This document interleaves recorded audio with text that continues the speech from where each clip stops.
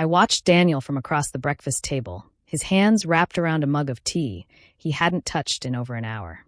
The steam had long faded, and his eyes were fixed on the liquid inside like it might whisper some kind of truth he couldn't grasp.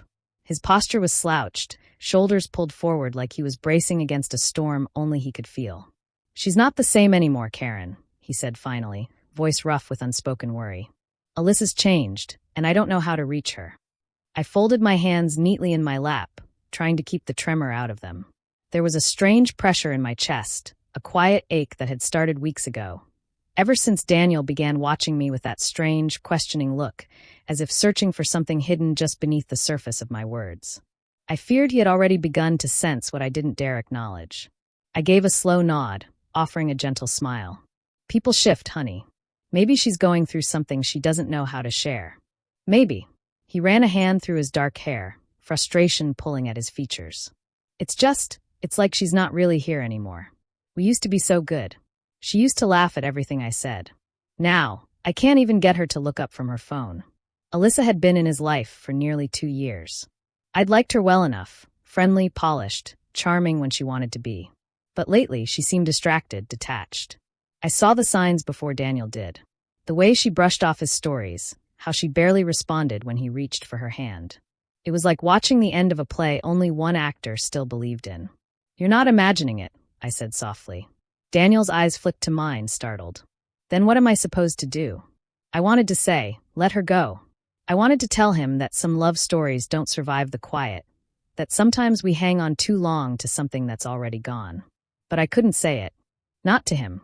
Not with the way his thumb had started brushing over my knuckles again, seeking comfort without realizing it. And not with how my stomach fluttered in response, something it had no right to do. Instead, I gave his hand a squeeze and then slowly let go. "Ask her.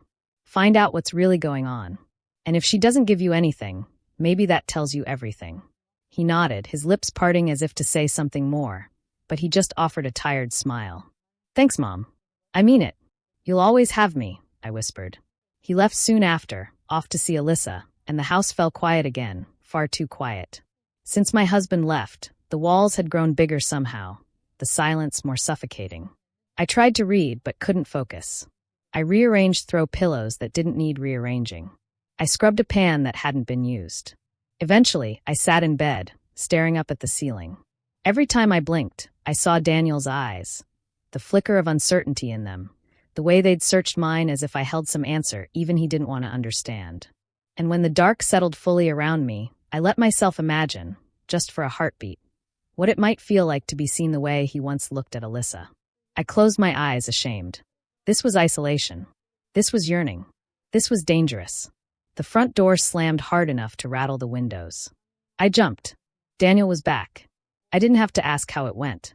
His footsteps were heavy as he crossed the hallway, the weight of disappointment clinging to every movement. He didn't glance my way when he passed the living room. He just climbed the stairs, slow, loud steps, and then his door slammed. I stayed still on the couch, the blanket bunched around my legs.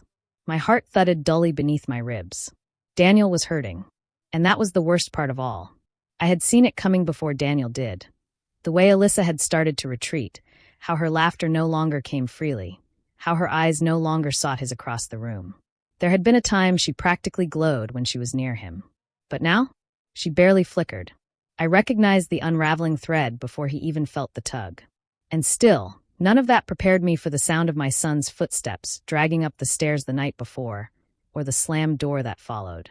I stayed rooted on the couch, my hands clenched in my lap. For most of his life, it had been second nature to go to him when he was in pain.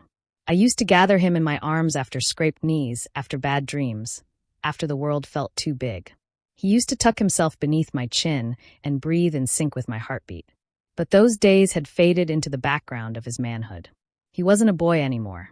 And I wasn't the kind of mother who could fix everything. So I stayed where I was. The night dragged by. I lay in bed, staring at the shadows on the ceiling, straining to hear any sign of movement. But the house was still, eerily so. It felt like grief itself had taken up residence in the walls.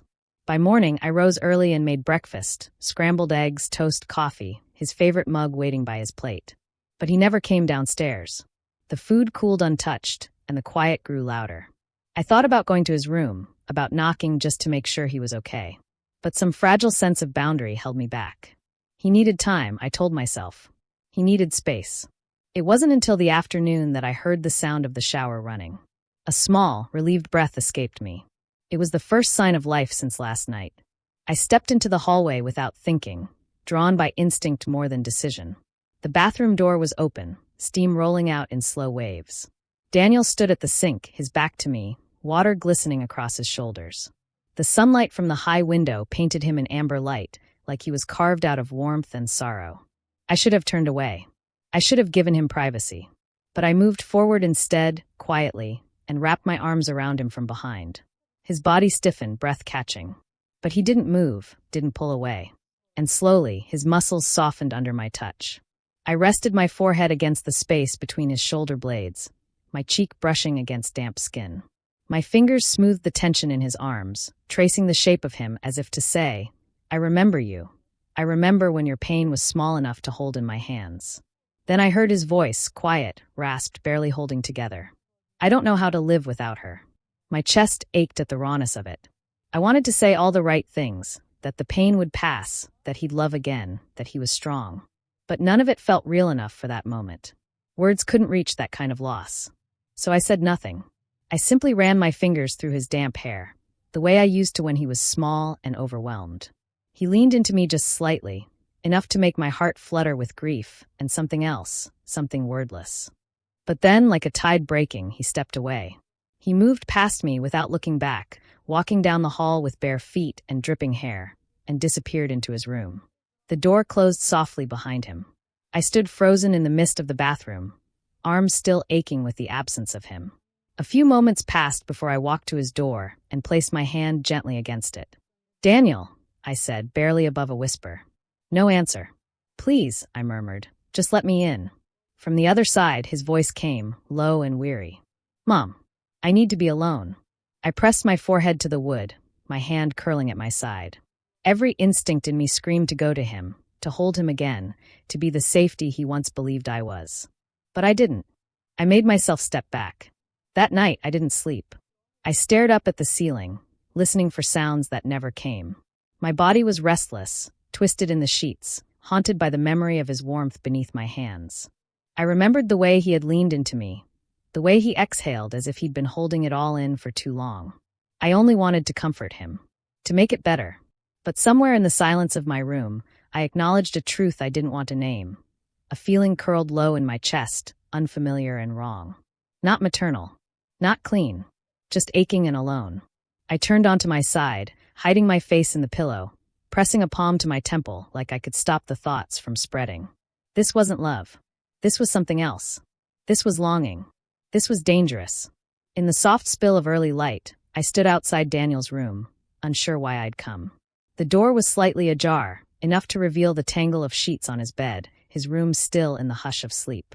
I had spent most of the night awake, staring into the dark, the image of him sitting in the steam-filled bathroom playing over and over in my mind. That moment, my arms around him, the warmth of his skin, the way he had leaned into me like he used to, had rooted itself too deeply to ignore. I almost turned away, but his voice broke the silence, rough with sleep. Mom. A pause, then quieter. Can you come in? My breath caught. I nodded instinctively, even though he couldn't see me, and stepped through the door. Daniel sat upright in bed, propped against the headboard, bare-chested beneath the pale blanket draped across his lap. His hair was tousled, and the faint creases on his cheek betrayed how long he'd laid there in silence. But his eyes, they held something else. Not just exhaustion. Not just grief. Could I have a hug? He asked, barely above a whisper. The request was simple. Familiar. But the weight of it settled into my chest like an ache I couldn't name. I walked to the edge of the bed and sat gently. He leaned forward, folding himself into me. His arms wrapped around my waist as if trying to hold on to something slipping away. My hands found his back, smoothing over the tension coiled there, the way I used to when he was small. I held him, my touch steady, quiet, letting him feel the rhythm of my breathing. And yet something had changed. There was an energy beneath his silence, a current that hummed between our bodies. It wasn't spoken, but it was felt, in the way his hand lingered at my side, in the slight hitch of his breath when I traced along the ridge of his shoulder. I should have pulled away. But instead, I moved my hands gently, instinctively, his neck, his arms, the edge of his chest where tension had burrowed deep. "You're so tight," I murmured, almost to myself. "I haven't felt calm in days," he admitted. His voice was so quiet, so raw. And my heart ached for him, for the boy he had been and the man he had become. I just wanted to take the hurt away, to make it better somehow. I ran my fingers through his hair, and he sighed. His head tipped forward, brushing lightly against mine. And then, without warning, his lips touched mine. It was nothing more than a breath, a moment. But real. We froze. His gaze locked with mine, both of us suspended in something we didn't know how to name. Then Daniel leaned back, clearing his throat. "Mom," he said softly, his expression unreadable. I stood quickly, my pulse loud in my ears. "I'll go make some coffee," I said, trying to keep my voice steady, trying to hold on to the simplicity of the morning. I left the room with my steps too quick, too light. Downstairs, I busied my hands with the familiar ritual. The clink of the coffee pot, the slow bloom of steam, the scent curling into the quiet kitchen. It calmed me, gave me something to hold on to. I didn't hear him come down, but I felt it, his arms wrapping around me from behind. Gentle, careful. I stiffened for a breath, then exhaled. "Thank you," he murmured, his voice low against my hair. I should have stepped away. I should have said something to set things right. But I didn't. I stayed where I was, my hands wrapped around the mug, the warmth of his presence pressing softly against my back. I shouldn't have liked it, but I did. Daniel barely spoke that morning.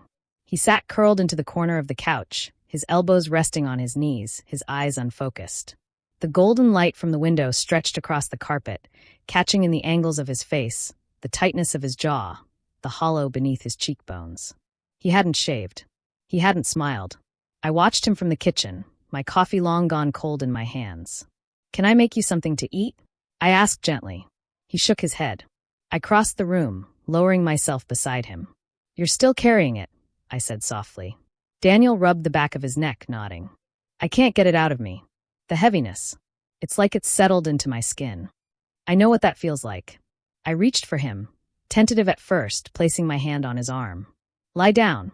He gave me a tired look, but he didn't argue. He shifted, letting himself recline along the couch, his legs bent slightly to fit. I remained seated beside him, my fingers already moving to his upper arm, pressing gently into the tightness there. "I used to do this for you when you were little," I said, my voice soft, steady. "I remember," he murmured. I worked slowly, my hands tracing the knots of muscle that had formed beneath the surface of his strength. Daniel had always been resilient, even as a child, but this kind of tension came from something deeper. From holding in what should have been let out. From bearing weight meant to be shared. He sighed as my fingers found a pressure point and eased it. "That's better." "I know," I said. And I kept going, my touch quiet, careful, soothing more than just his muscles. I was trying not to think, trying not to feel what I felt. But even in silence, the air between us whispered something neither of us wanted to speak aloud. "That's good," I whispered. "Just breathe." Daniel did slow, measured inhales that rose beneath my hands, followed by soft, steady exhales that told me some of the weight had finally begun to lift. I moved to his shoulders, kneading gently into the tightness there. His muscles gave way gradually, surrendering to my touch as though they had waited too long to be released. He sighed low and relieved, sinking further into the couch cushions. "You always know how to help me," he murmured. I smiled faintly. "I pay attention." My fingers traced the tension down his arms, then across his torso, where the warmth of his body radiated through the thin fabric of his shirt. His breath deepened, growing slower, more restful. He was letting go. I moved to his legs next, gently pressing into the muscles of his thighs and calves. He had thrown on a pair of shorts at some point, and I could feel the subtle tremors of release as I worked my way down, easing out the knots of fatigue that ran deep. "You're really good at this," he said, his voice somewhere between a whisper and sleep. "I told you," I said lightly, not breaking the rhythm of my touch. "Just close your eyes. Trust me." And he did. For a while, we stayed like that. No words, just the hush of breath and the creak of the house settling around us. The light had shifted. Soft gold filtered in through the curtains and spilled gently across the floor. It wrapped around us like something sacred. When I finished, I leaned back and rubbed my palms across my lap, grounding myself. "How do you feel?" I asked quietly. Daniel opened his eyes, blinking at me as though he were waking from a dream. "Better," he said, and the corners of his lips curved just slightly.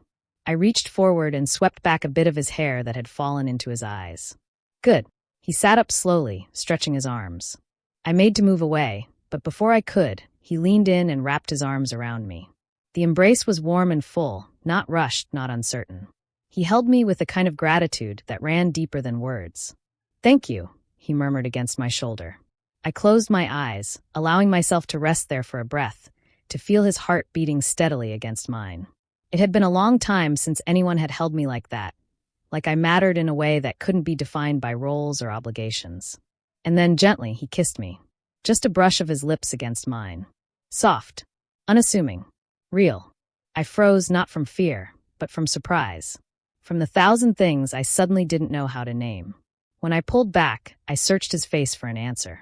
But Daniel only looked at me with an expression I couldn't decipher. Part sorrow, part wonder, part something else entirely. We didn't speak. The moment settled between us like a fragile thing, too delicate to touch. And then quietly he offered a faint, tired smile, so human, so full of everything he hadn't said. "Do you want some coffee?" I asked, my voice barely more than a breath. He nodded. I rose and walked toward the kitchen. I could feel his eyes on me, but I didn't turn around. I focused on the sound of the coffee machine, the scent that filled the room like memory, like something familiar and grounding. And then we just continued. We never spoke of that day, or the ones that followed. We carried it inside us, whatever that moment was, tender and unspoken. Daniel's wounds began to heal. So did mine. We found comfort in ordinary things. In quiet breakfasts. In shared glances across the dinner table. In laughter that returned little by little. In taking care of one another. Not out of need, but choice.